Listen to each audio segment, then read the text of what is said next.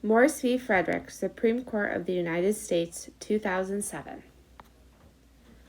On January 24, 2007, the Olympic torch relay was passing through the town of Juneau, Alaska, on the way to Salt Lake City. It just so happened that the relay was going to take place directly in front of the Juneau Douglas High School. Principal Deborah Morris decided to permit students to attend the relay as an approved school social event. It was clearly stated that teachers and faculty would supervise the students throughout the entirety of the event. 18-year-old Joseph Frederick was a senior at Juneau Douglas High School. On the day of the torch relay, Joseph did not attend school prior to the event.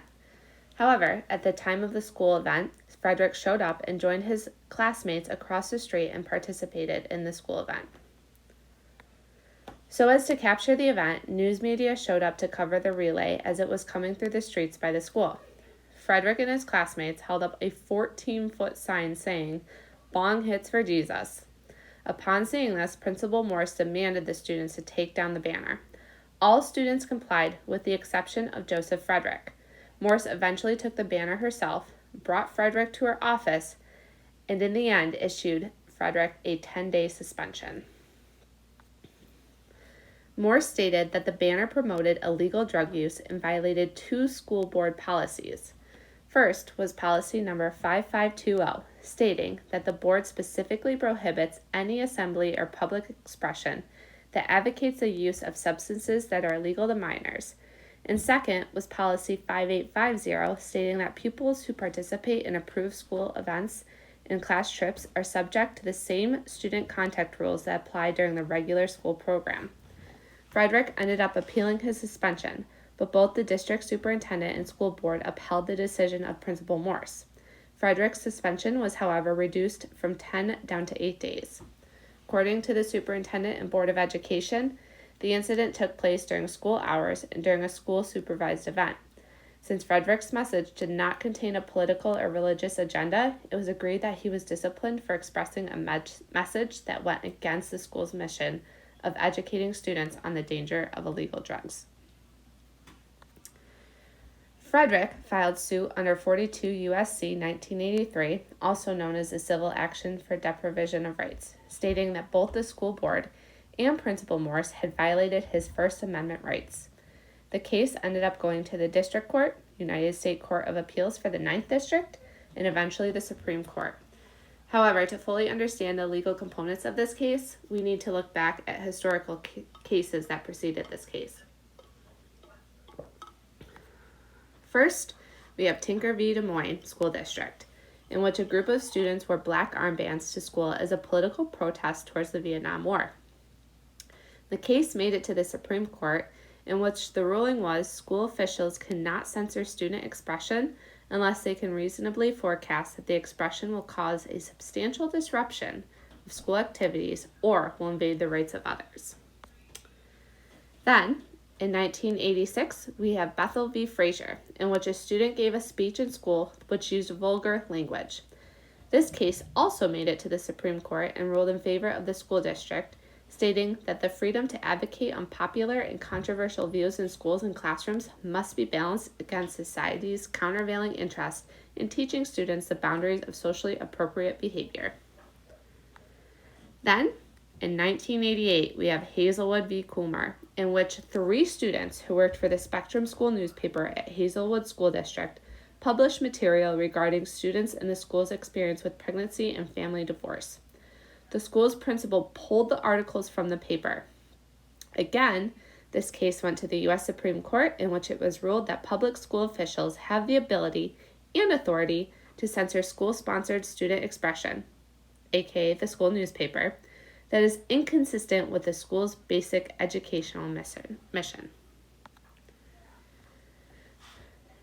In addition to all of this, we also must take note of the nation's war on drugs, which stated under former President Nixon's term, was highlighted during former President Reagan's term in the 80s, and continues to be fought today. In 1994, the Safe and Drug-Free Schools and Communities Act was passed as a federal grant program initiated by the Elementary and Secondary Education Act. Within this act, Congress stated that it was one of the responsibilities of the school to educate students on the dangers of illegal drugs and alcohol consumption. As a result, billions of federal dollars have been given to schools so as to support school missions that promoted and implemented drug-free education programs. All of the cases in the current war on drugs held great impact on the decisions being made. Upon Frederick's appeal to the district court, Frederick stated that the school had infringed upon his First Amendment rights, and Frederick sought declaratory and injunctive relief, unspecified compensatory damages, punitive damages, and attorney fees. However, the district upheld the school board and Principal Morse's decision. The case was then appealed to the United States Court of Appeals for the Ninth District. Here, the court ruled that Frederick's First Amendment rights were violated, citing Tinker v. Des Moines School District, and that there was no given proof that Frederick's speech was a substantial disruption to the educational environment. In addition, the court also stated that Principal Morse should have been fully aware that her actions were completely unconstitutional and that she would not be granted qualified immunity as a result. Following this, the case was sent to the Supreme Court, where it was granted certiorari based on the following two questions. Does the First Amendment allow public schools to prohibit students from displaying messages promoting the use of illegal drugs at school-supervised events? And does a school official have qualified immunity from a damages lawsuit under 42 U.S.C. 1983 when, in accordance with school policy, she disciplines a student for displaying a banner with a drug reference at a school-supervised event? In a 5-4 decision, the U.S. Supreme Court ruled that the First Amendment does not prevent school administrators from restricting student expression that reasonably is viewed as promoting the use of legal drugs. The Supreme Court cited 3 cases to support their decision. First, being Tinker v. Des Moines, stating the speech could be prohibited only if it is substantially disruptive to the learning environment.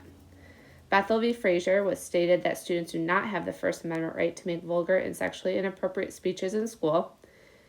And Hazelwood v. Kohlmeyer, which ruled schools could limit students' First Amendment in school-sponsored newspapers. In his concurring opinion speech, Justice Roberts said that our cases make clear that students do not shed their constitutional rights to freedom of speech or expression at the schoolhouse gate.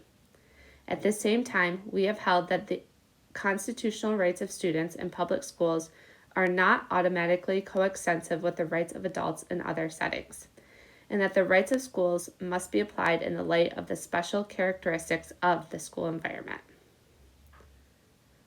More or less, Frederick admitted that his expression was not political in nature, as had been ruled in Tinker v. Des Moines, and it was highly evident that the cryptic message on the banner could without a doubt be interpreted as promoting illegal use of drugs.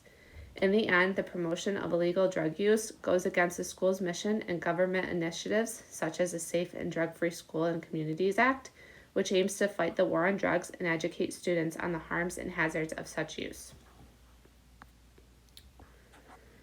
This case was huge with regards to the impact on future educational policies. As a result of the decision, clarifications were made with regards to the former Tinker v. Des Moines case. Thus, when looking at future circumstances, it is now declared that the school districts have the right and responsibility to protect and educate students against the harms of illegal drugs. Therefore, schools have the right to restrict speech that can be deemed to support the use of illegal drugs. And this concludes the presentation on Morse V Frederick.